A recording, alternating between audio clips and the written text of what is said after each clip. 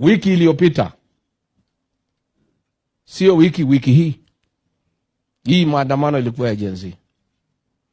Huyu Ruto na Murkomen walikuwa wamepangia sisi mabaya sana watu ya Mlima Kenya, kwa sababu walikuwa wanataka kuuzia watu wetu uoga, waue watu ya Mlima Kenya, waharibu biashara zetu zote, to intimidate the community, to sell fear, so that the community can call me and tell me not to fight William Ruto and to allow him to proceed another 5 years asimalize jamii ya Mlima Kenya. Na hiyo maneno yote, unajua huyu Moses Kuria alikuwa advisor yake ya mambo ya uchumi, akajifanya ametoka kazi, akabadilishwa kazi.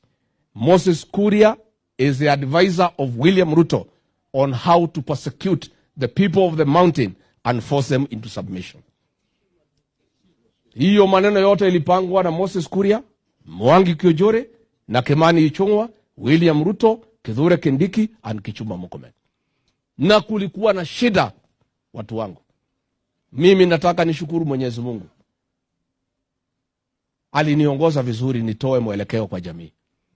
Nataka nipongeze maofisa ya polisi ambayo waliniambia siri ya ile maneno tumepangiwa. Nataka nishukuru civil servants, waliniambia ile pesa ilitolewa milioni 200 ya kulipa wahuni ya kuja kuangaisha jamii ya Mlima Kenya.